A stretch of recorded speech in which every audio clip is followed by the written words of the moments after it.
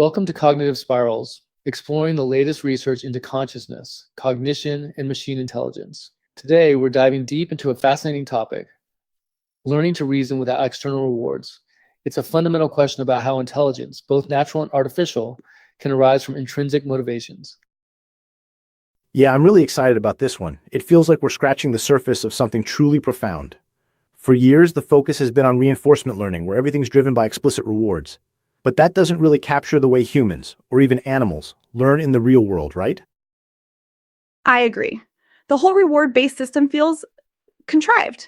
It's like we're imposing our own definitions of good and bad on these systems instead of letting them discover their own intrinsic motivations. And I think that's a huge limitation. Absolutely. Think about a baby exploring their environment. They're not getting a gold star every time they touch something new. They're driven by curiosity, by the inherent desire to understand how things work. That's a form of reward, but it's internal. Exactly. So the core question is, how do we replicate that in AI? How do we build systems that are motivated to learn and reason without constant external prompting? I've been reading some fascinating research on this, particularly studies that look at neural activity in primates during causal inference tasks. They found specific firing patterns in the prefrontal cortex that seem to correlate with the agent's ability to infer causality, even without any explicit reward. That's interesting. So, almost like the brain has some kind of built-in causal engine. Do you think that could be replicated with deep learning architectures? Well, that's the million-dollar question, isn't it? My initial reaction is to say yes. Deep learning has shown such promise in so many areas. It is an interesting data point that it might point a way forward that the models struggle to learn causality. I think the bigger challenge is figuring out how to represent causality in a way that deep learning can understand. Right now, a lot of it is just pattern recognition. You show it enough examples, and it figures out that A often leads to B, but that's not the same as understanding why A leads to B. See, this is where I get skeptical about deep learning. Pattern recognition is just that, pattern recognition. It's not reasoning. To truly understand causality, you need a symbolic representation of the world. You need to be able to say a cause is B because of X rule. And I don't see how you can get that from a purely neural network approach. You need something neuro-symbolic. I kind of agree, Sarah. I think deep learning is a powerful tool, but it's ultimately a brute force approach. It's like trying to build a bridge by throwing a bunch of bricks together and hoping they stick. To understand causality, you need to understand the underlying structure of the world. And that, I think, involves spatiotemporal reasoning. It's about understanding how things change over time and space. But isn't that what deep learning is increasingly doing? I mean, look at the progress in video understanding. Models are getting better and better at predicting future states, at understanding how objects move and interact in 3D space. Isn't that a form of spatiotemporal reasoning?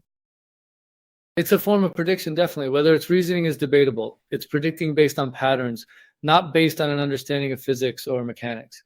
A deep learning model can learn to predict that a ball will fall to the ground when you drop it. But it doesn't know why it falls. It doesn't understand gravity. Exactly. And that's why these models are so fragile. They're easily fooled by adversarial examples, by situations that are slightly different from what they've seen before. A truly intelligent system should be able to reason about novel situations based on its understanding of the underlying principles. That's a good point. If you rotate the video, the model might think the ball will fall upwards, especially if it hasn't seen enough examples of rotated physics.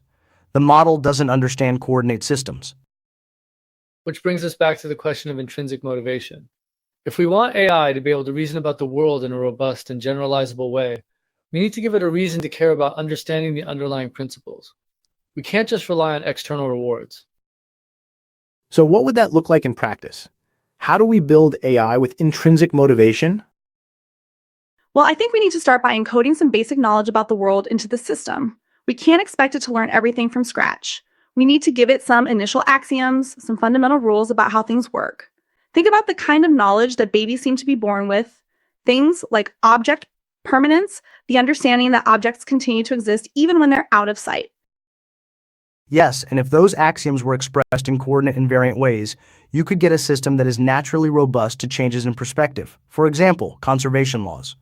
The system might be built so that it cares about maintaining the conservation of energy, momentum, angular momentum. If so, that would give it a reason to model things correctly. That's interesting. I think that connects with this idea of the ARC-NCA dataset, the abstraction and reasoning corpus, and the neural causality assessment. It's designed to test AI's ability to solve problems that require abstract reasoning and causal inference. And what's interesting is that the paper suggests the solution should be developmental, as Donald mentioned, almost like learning by mimicking human intelligence's developmental growth. Yeah, I've been looking at the ARC-NCA corpus too. It seems like a really promising way to evaluate the generalization abilities of deep learning models. It pushes them to go beyond just pattern matching and actually reason about abstract concepts. I think that, by itself, is very useful, and it gets rid of the need to do constant reinforcement learning. I'm a bit skeptical still. While the focus on abstraction and reasoning is good, I worry that the current methods will fall short of achieving deep, symbolic understanding that is necessary for true intelligence. The reliance on statistical correlations learned from massive datasets seems like a potential dead end. So I see the ARC-NCA as a starting point, but I think we need to move beyond statistical learning and embrace more targeted algorithmic advancements in symbolic representation. I agree that the focus on developmental solutions is interesting, but to me it doesn't seem to have enough emphasis on how spatiotemporal relationships are encoded and learned. Ideally by looking at biological development. I think that may be key. Yes, and maybe that's where we need to look for inspiration. How does the brain encode causal relationships? How does it represent abstract concepts?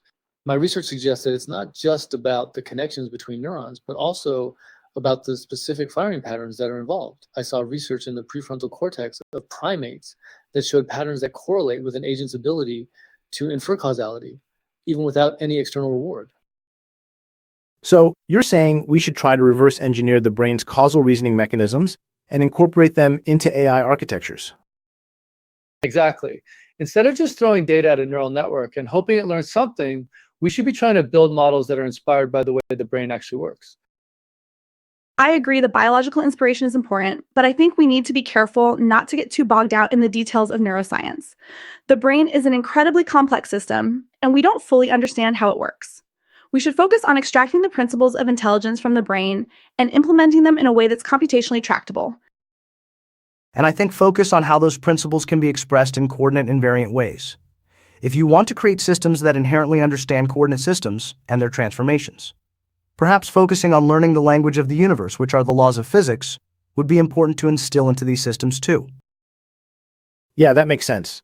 I think one of the challenges is figuring out how to bridge the gap between the abstract representations learned by AI models and the physical, spatiotemporal underpinnings of neural activity in the brain.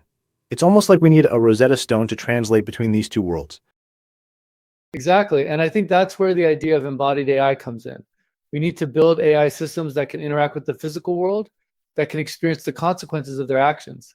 That way, they can learn to associate abstract concepts with concrete experiences. I'm still not convinced that embodiment is strictly necessary.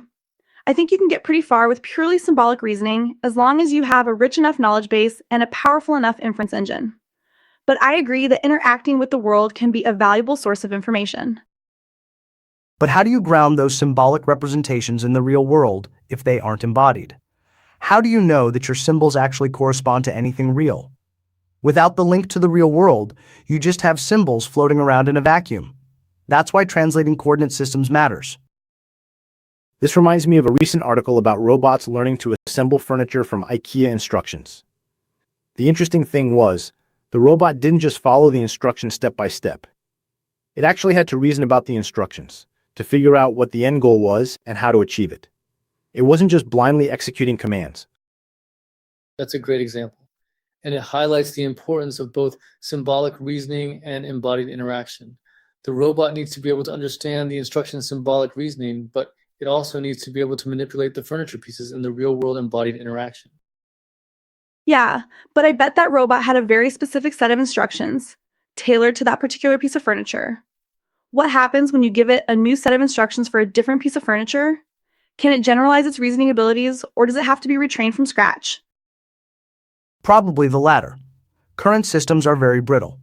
But if it had a good grasp of translating between coordinate systems, for example, by being able to visualize a 3D model of the fully assembled furniture in its mind's eye, even when it's partially built, it might have a better chance of success. Right?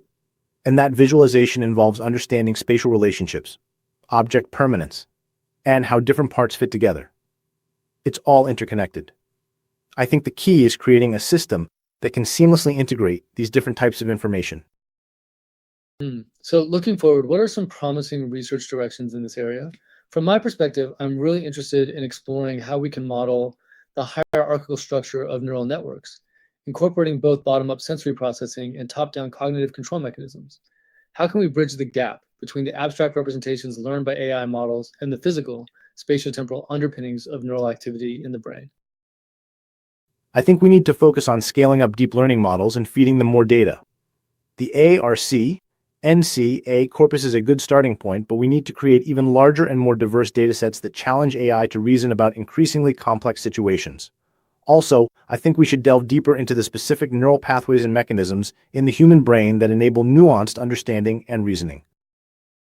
I think we need to move away from brute force deep learning and focus on developing more sophisticated neuro-symbolic algorithms. We need to find ways to encode explicit knowledge representation into AI systems to give them a deeper understanding of the world. Also, I want to see research that focuses on intrinsic motivation, on how to build AI systems that can develop their own goals and values. For me, I think the most promising direction is in developing algorithms that can translate seamlessly between different coordinate systems, spatial, temporal, abstract. We need to create systems that inherently understand the relationships between these different representations and can reason about change in different reference frames. Also, I think focusing on developmental solutions that mirror the way humans learn is key. These are all fantastic points, and I think it highlights the interdisciplinary nature of this challenge. Building AI that can reason without external rewards requires us to draw on insights from neuroscience, cognitive science, computer science, and even philosophy. But by working together, I think we can make significant progress in the years to come. Absolutely. It's an exciting time to be working in this field. The potential for breakthroughs is immense. I think AGI is achievable within our lifetimes if we can address these problems. I'm a bit more cautious about the timeline, but I agree that the potential is there. If we can find a way to bridge the gap between symbolic reasoning and neural networks, I think we can unlock a whole new level of intelligence. Yes, and if we can get these AI to think in multiple coordinate systems, it would give these systems much more power and robustness. AGI is likely to be achievable if we get there.